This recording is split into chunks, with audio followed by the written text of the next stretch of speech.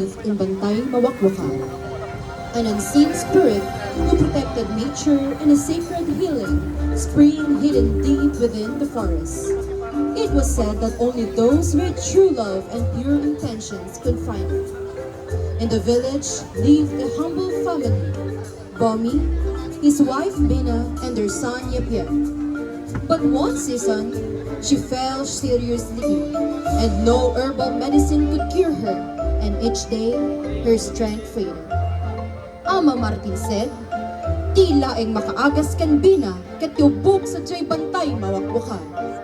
Though afraid, Bomi chose to enter the forest to save his wife. As he rested near a large paleta tree, he noticed a line of tiny abus moving along a vine. With nothing else to guide him, he decided to follow them. The ants led him through a hidden path across branches and stones, and there he found the glowing spring flowing between ancient rocks. Remembering the elder's warning, Bomi knelt and whispered, "I asked only to save my wife." He carefully filled the bamboo container with the sacred water, and a gentle wind passed through the trees as if the guardian had accepted his request. With renewed strength, Bomi hurried home. His son was crying beside Bina, and he then helped her drink the water. And finally, hope returned to their home. From that day on, the villagers believed that Bantay Mawakwakar did not only guard the spring, but tested the hearts of those who saw them. And sometimes, even the smallest creatures, like the tiny abus, can lead the way to faith and love. A journey driven by love, tested by trials, and guided by faith. Where even the smallest, like the bulls, becomes a symbol of hope and path to miracles. Let us all welcome contingent number 1, cluster 7.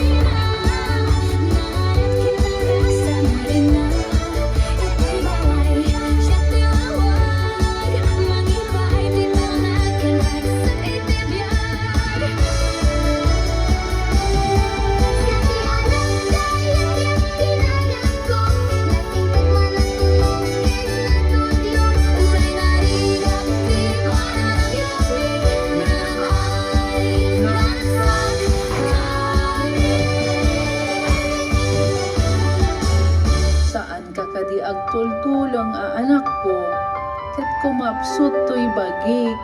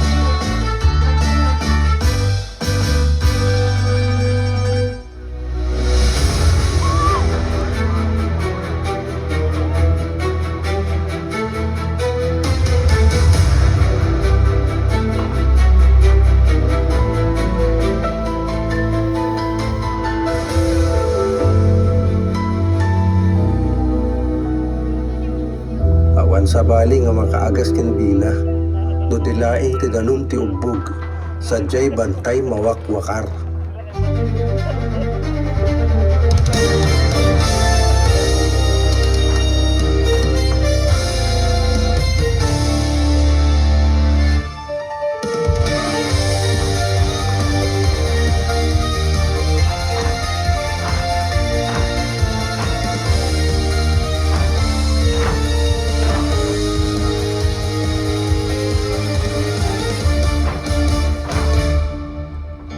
isunsa nga tiubog ang istorya laeng. Nagrigat, di kastoy akasasad, diyak amot iturong ken papanak, adua banok ken rigat, tinabas masarak, sabay kumata masarakak tiranta.